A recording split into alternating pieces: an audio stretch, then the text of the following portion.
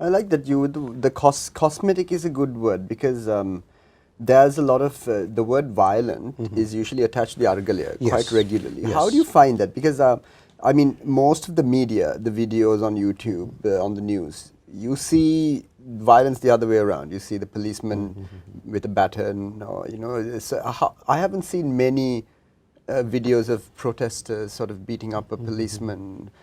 Like it happens in other countries. In other countries. So, and I also just want to ask you how you distinguish between violence and the occupation of a public property. Because occupation movements have become quite the thing in the last 2 decades, maybe even 2008 onwards, since after the financial collapse. Correct. So, how do you view this? Because I think on one side people think it's a violent act to occupy to occupy a public building. But then it's happened everywhere else, and it's been far more violent than it's been here. So how do you see that?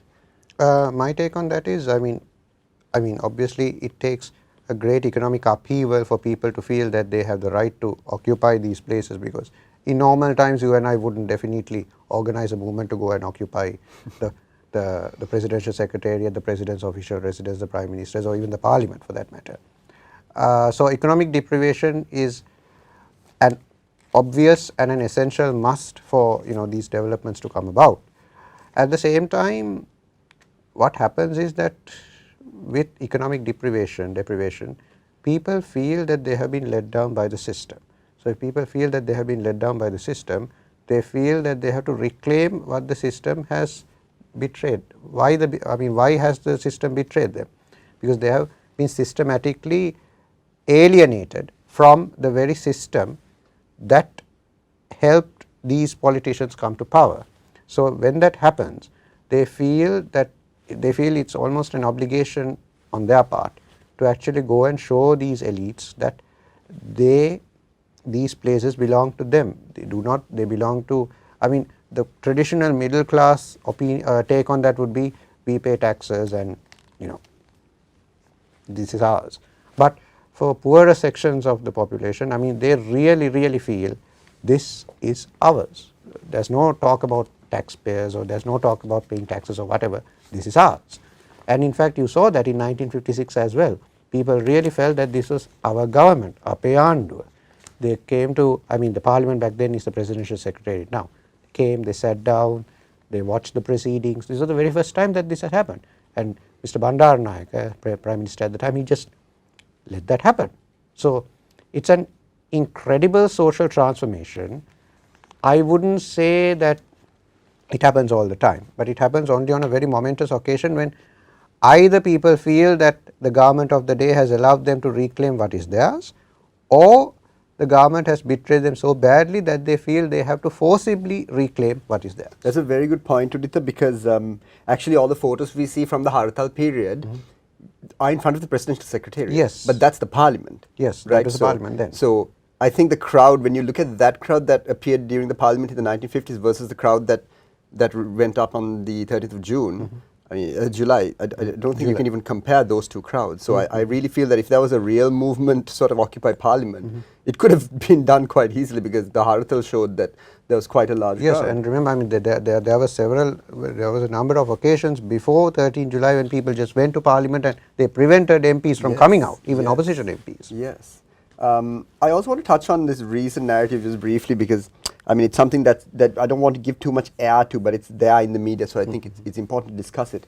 There's a narrative being spread that the Aragalaya and it being a movement to weaken the state as opposed to reform the state, which is a very interesting way they've twisted it, right? Because all of it was about reform, but now they've started, there's an overlap between this LTTE resurgence, NGOs, the foreign conspiracies, and using that line, and it's very easy to include the weakening of the state, and then I saw the people have mentioned the risking the Sinhala Buddhist mandate, that sort of rhetoric.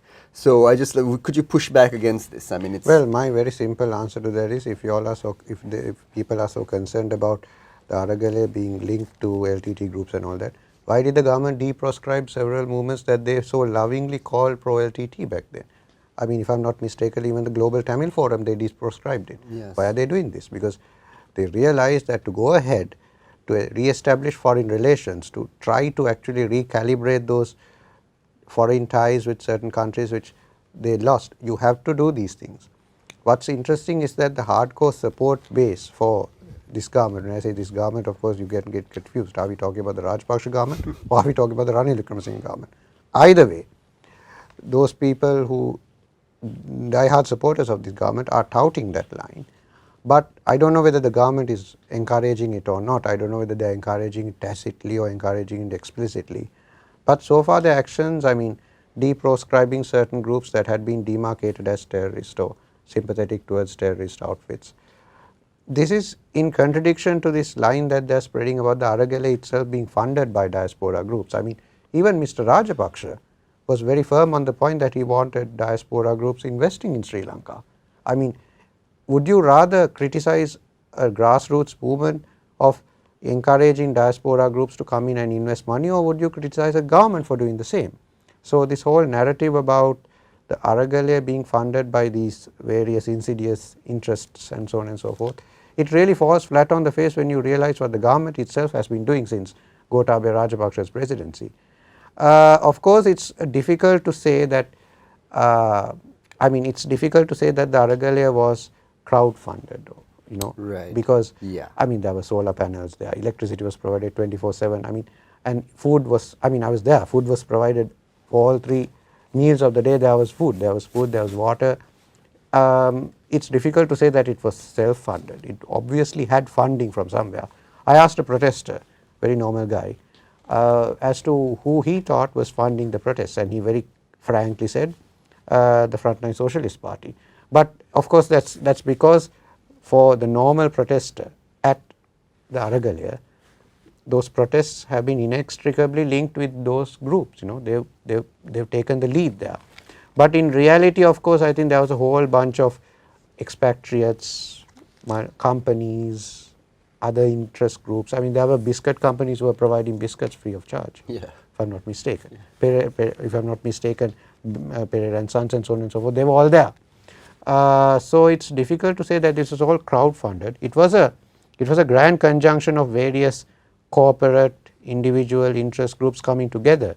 So to that extent, I would say it was funded, but I wouldn't go as far as to say that it was a terrorist, you know, it was a cover for terrorism and so on and so forth, because there were very many people who were outright supporters of the Rajapaksas who were there protesting against the very same government they had helped elect. So it's difficult to come to conclusions about that aspect to the protest.